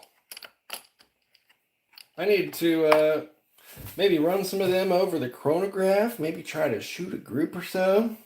But I'll probably just like shoot a piece of paper from like 20 yards and be like, okay, it sort of hit somewhere in that area. And then I'll just plink from there. Right? Could be fun. Like I said, I need to get some stripper clips though, because that's half the Mosin is like, oh, stripper clip, running the bolt, doing all that cool stuff. So right now I can't be stripper clipping. Know what I'm saying? Know what I'm saying? But these ones, these are, what'd you call them, mule kickers? Yeah, these ones are going to hurt. These are the factory ones I have left. A 180 soft point And then these are the ones I loaded with a Spear 180 grain soft point. And then we put some cute fingernail polish on there for load identification purposes, because, you know, at a quick glance, those are pretty similar if you just like picked them up out of the box. And then you have the same color primer. Yeah, need to identify them somehow.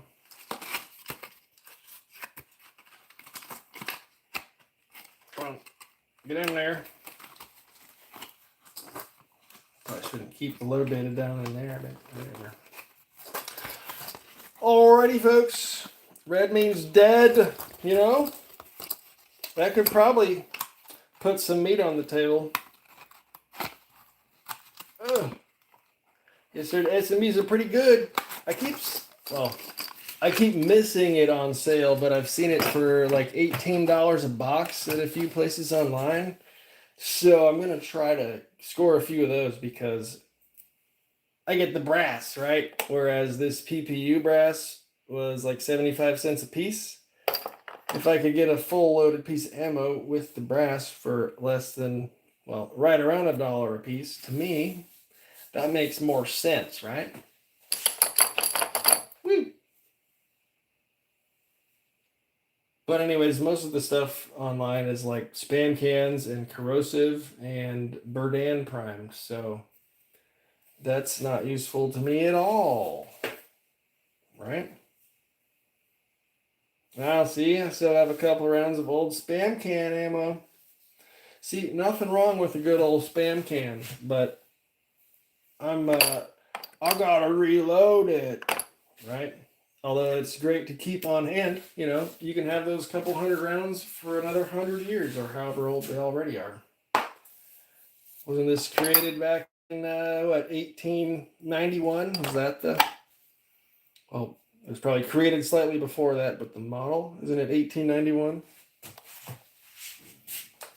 I'm not really a Mosin historian, but yeah, it's well over 100 years old by this point. Oh, wow, mine's stamped 1953. Yeah. I can't show you on YouTube, but yeah, my receiver's stamped 1953. It's actually made out of a whole bunch of mixed parts. My bolt has a different number on it. The receiver has a different number. The magazine base plate has a different number. Yeah, this is definitely a Franken-Mosin. Hence the refrigerator door MOA. Oh, because it was corrosive and it corroded. That makes sense.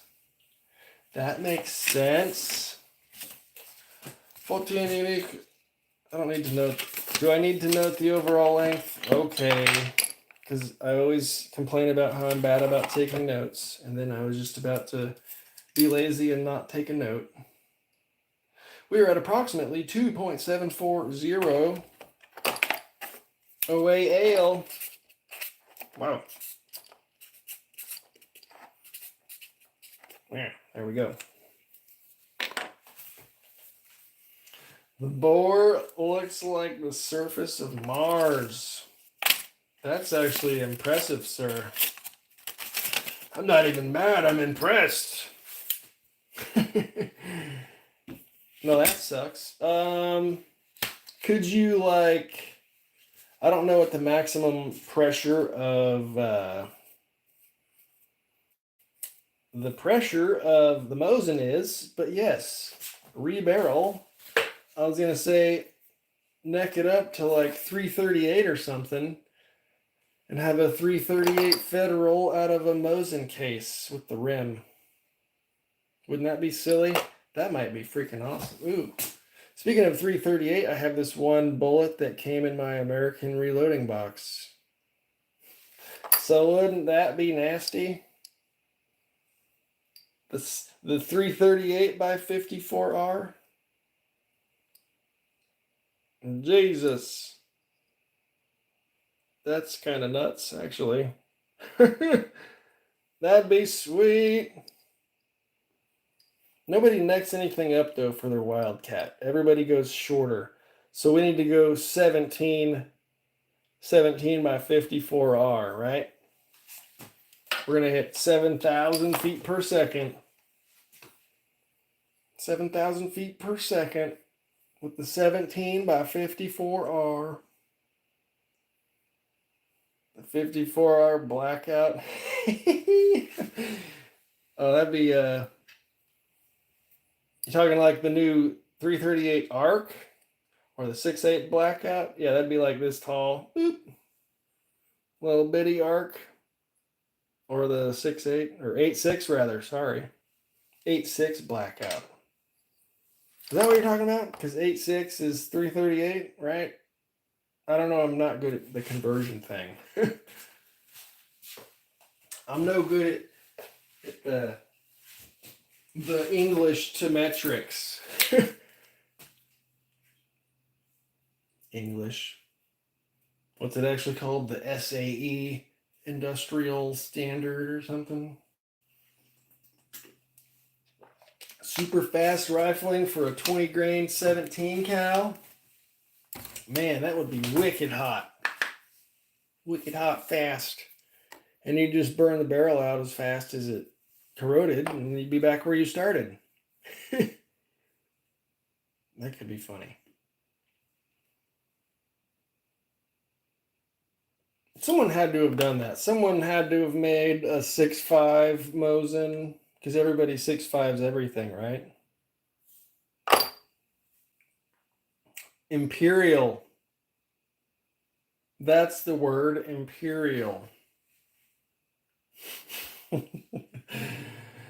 Like I said, that's that good old American public schooling for you. Yes, sir. Graduated with the class of like 110 or 120 people or something. It was awesome. I was not a fan of going to school. I did really well. Always on the honor roll and all that bull stuff, but it was really boring. And yeah, school. It's not for me, but if you're one of them educated folk, good for you.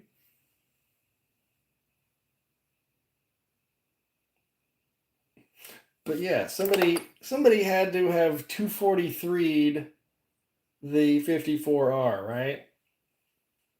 Or has anyone blown it out to a 45, like a 452 by 54R? Look at that bulge. That's disgusting.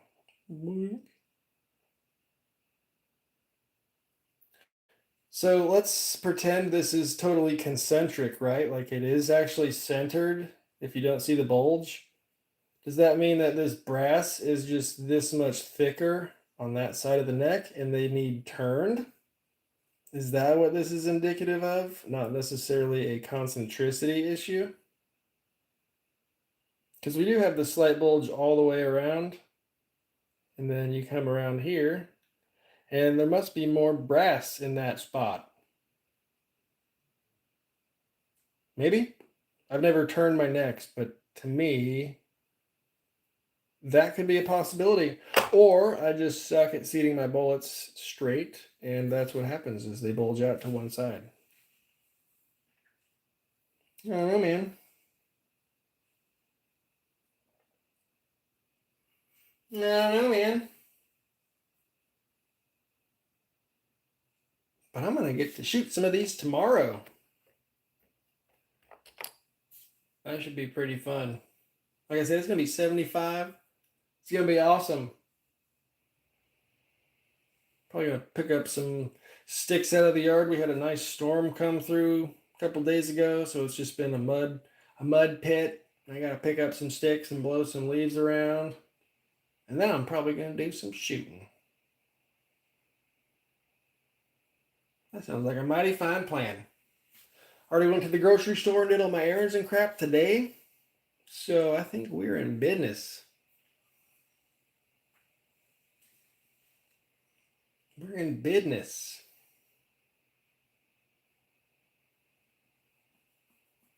Concentricity. Are you saying that it's a concentricity issue, not a neck brass thickness issue? Because you could be totally right. That's highly probable, most likely the issue. Like I said, where was the first one? That might have been it. Or this one. Yeah, I just kind of sat it there and ran them up really quick. And apparently, it was a little off. Boink. So it's not as bad on every single case, but I used the expander and the sizing die that was meant for the larger diameter bullets, so my neck wasn't sized down for a 308 and then stretched out this far. So with the proper amount of tension, I'm still kind of sitting off axis and getting the bulge. If I went down on my bullet diameter, that would probably reduce any accuracy potential.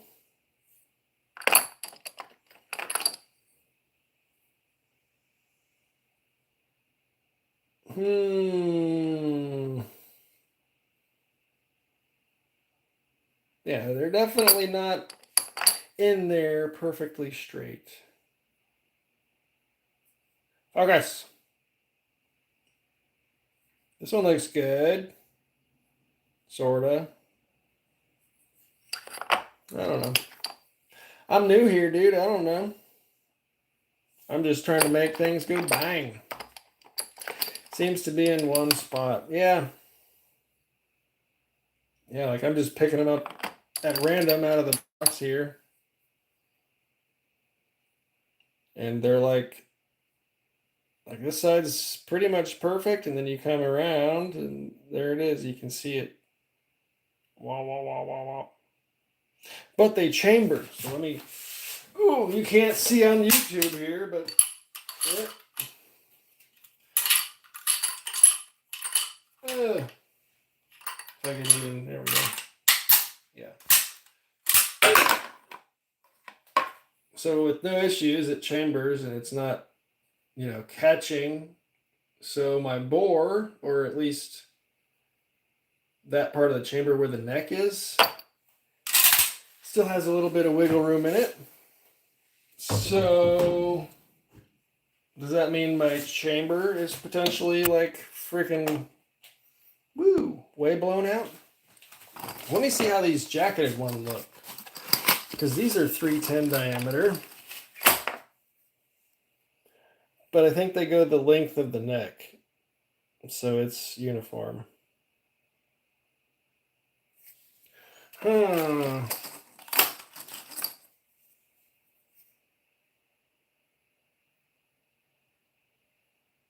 Yeah, so that's a once fired piece, and the bullet's like down in there, I think, right at the neck shoulder junction, somewhere in there. So those look much better with a longer bullet. But I don't know if that design was easier to seat in the die, so it stayed straighter going in. I don't know, man. I'm the dummy here. You guys are the actual pros. What do you think? Wow. What are y'all thinking? You're probably thinking, man, it's like 2 in the morning. This idiot's still on here. Never put PC bullets through rifle. I take it you've had much success. It is like 95% of what I shoot out of everything. So 300 blackout, 308. Well, my cast loads for 308 go in the bolt gun, but 300 blackout, I shoot my AR constantly with those. That's probably my favorite thing. I just finished building a 7.5-inch pistol. That guy's fun, except the $30 barrel apparently has a really tight match chamber. So when I shoot those 310 bullets, depending on the brass, I converted to 300 blackout. The neck thickness there gets jammed in the chamber. So I've had to get a cleaning rod or dowel and push out 2 different projectiles from that specific gun. But that's all beside the point. Yes, powder coating works very well in rifles. I just try to keep it between 16 and 1800. That's where I've had the most luck.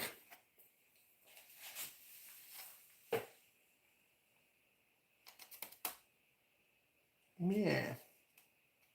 Gotta be because the base is not long enough to enter the case like the other one. Yeah, it was definitely a much shorter bullet. It was like 150 compared to the 180. And a different nose profile and all that. Mr. Kyle Lusk, welcome aboard. Definitely have to come back and watch this in the morning. Well, it wasn't too exciting, but I do appreciate you stopping in. We primed, case expanded, and then played with some unique here with the Lee 312155. So hopefully might get some range footage tomorrow. We'll see. Might have other crap going on. Probably just do some work in the yard. Hard telling these days. But I think I'm going to wrap it up. It's almost 2 a.m. here. And like I said, I got crap to do tomorrow. So I do appreciate you folks for hanging out. I'm going to take the, you're obviously here on YouTube, but if you're on Twitch, you'll see the real angle and view and see the whole bench and what's happening. So I'm going to take that eventually. And I'll be able to cut that up into a little video for YouTube, so you don't have to see the whole 2.5 hours. You can see a 30-minute sort of recap of what we're doing. So that's the plan. But anyways, I appreciate you guys. We will see you in the next video or live stream. I would like to do a live stream at the range, but we have to be on Twitch for that. So make sure to go there and follow me on Twitch, so we can potentially be live at the range someday. But otherwise, you will see the Twitch replay here on YouTube. So, yep. That's all I have to say about that. Have a good one, folks. We'll see you next time. Peace. Where's the stop?